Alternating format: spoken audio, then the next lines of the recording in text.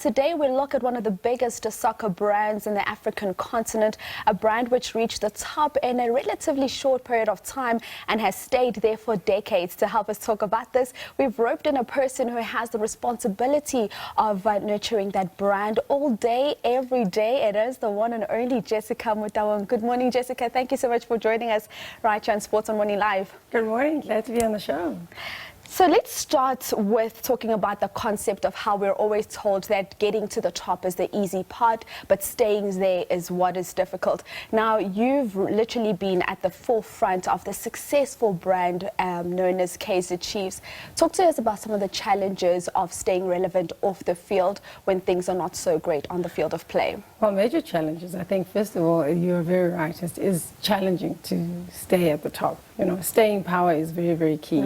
And I think we've seen over the years when the team is not doing well, what are the things we do to make sure we connect with our supporters, engage with them more deeply, and actually provide them with a hope that the club will do well. So a lot of work being done behind the scenes by the marketing team to make sure that we engage. And I think we've got great platforms like our social media.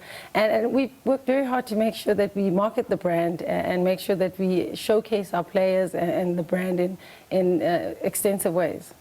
Now, of course, we know that the Motaung family are the shareholders of Kaizer Chiefs, but I mean, the fans make up the large part of the Kgosi family and the Kgosi nation, as well as the players.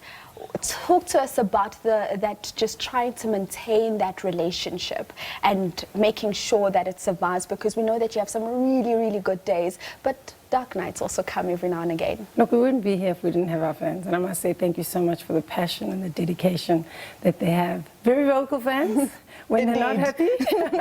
And we do listen, very important. And we've had a history of amazing players. And that's something that we've treasured, you know, from the time the club started. I think we connected with some amazing players who are part of why we have such great fans. And I think it's also playing good football. But making sure that our fans are taken care of is something that I'm very passionate about. Being on the ground, making sure we engage with them. We have our branches on the ground that are very active. And that has been able to mobilize and create even more support. And I think working within the communities, you know, doing our CSI projects has also made us build a deep fan base. And as you talk about building, we've seen women's footballers in the news lately, the success, of course, following Banyana for us here in South Africa. And we've seen the clubs, the likes of Chelsea, your PSG, our very own Mamelodi Sundowns. And the Kgosi nation, I believe, has been yearning for our Makhosikazi. Are we likely to see that coming into fruition anytime soon at Kaizer Chiefs Women's Club? Well, I've been inspired by the growth of women's football. And, you know, having come from Morocco and seen what Banyana have done, it's just been amazing. And you're very right. The growth of women's football has been amazing all over the world. You know, to see the likes of Barcelona attracting 90,000 fans. Yes. We've just seen the final in Morocco attracting a full house. For us, women's football is a priority. We've obviously been looking at the space. We've done a lot of research and a lot of work. And I'm excited to say that we'll be launching a team. We obviously want to do it properly, and I said that before. We want to do it properly. We want to make sure that the team we put together is comparable and make sure that we do it properly in terms of having the right sponsors and partners. So we're very excited. And as you talk about the right sponsors and partners, commercial partnerships are crucial. Talk to us about the importance of that for you as the Kgosi nation. I mean, we also see you today wearing the new strips for the new season that Kgosi will be wearing in 2022-23. Well, our commercial partners allow us to also invest in the business, and that's important for us. And what I do appreciate is that we have very long-term relationships. You look at our relationship with Vodacom. We've been in a relationship with Vodacom for about 22 years. Nike, about 21 years. We now have Toyota, who's our vehicle sponsor, but now on the sleeve. I'm excited about this new jersey that the team will play with because it's the first time Toyota is on the sleeve. We've had relationships with other partners for many years. So very key for us in terms of investing in the club and making sure that we can invest in our players and make sure that we can build. And talk to us a little bit more about the new jersey that the team will be donning in this new season. Well, we've got our two new jerseys are very exciting because we've taken a very fresh, renewed, and I think a revived approach. You know, the club has gone through so much over the years, and we've heralded a new era, a new time to say we're starting afresh.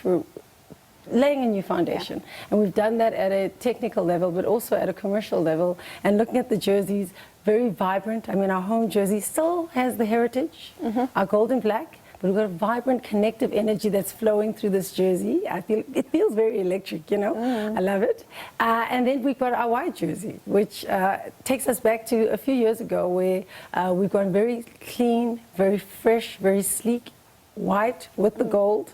For me, it reminds me of those days, Karangobesa, you know, those young players who came in and were just had flair, were vibrant. So it has a history for us, and we've done very well in the white. So I'm quite excited about what these new jerseys represent.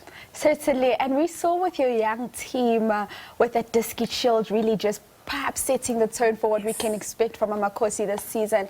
But in terms of the senior team, we know that it's been a while since you've lifted any silverware, even though you do have a cabinet full of lots of silverware from the past. In terms of moving into the new season, what are your expectations? What is the mandate that's been given to the coach, and what are you looking to achieve as a club? Well, I'd like to be honest to supporters and say this is a journey we must all work together. You know, it's new.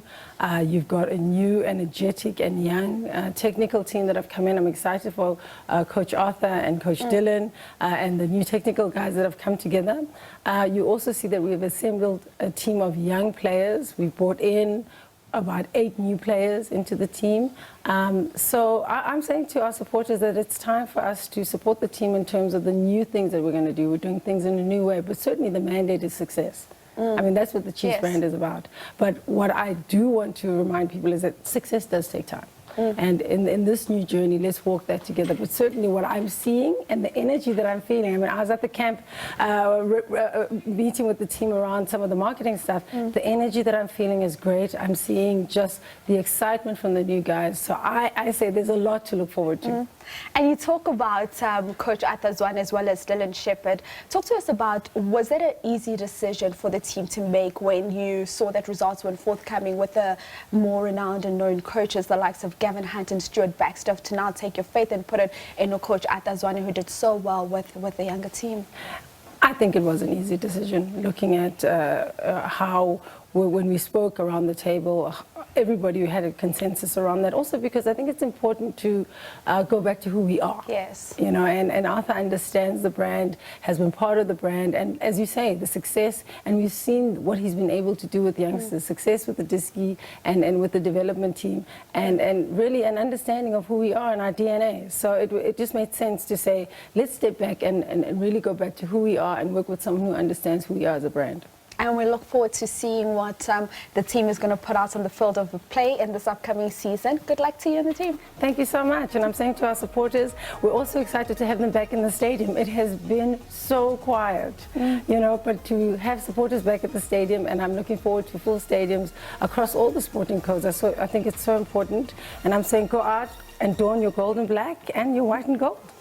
Indeed, and we do want to see those stadiums filling up. I mean, if you saw that final of that Diski Shield, it was absolutely phenomenal to see people come out in their numbers just to watch the youngsters do what they do best. That's how we wrap up your sports bulletin in this hour. We were, of course, catching up with Jessica Motaung of Kaizer Chiefs.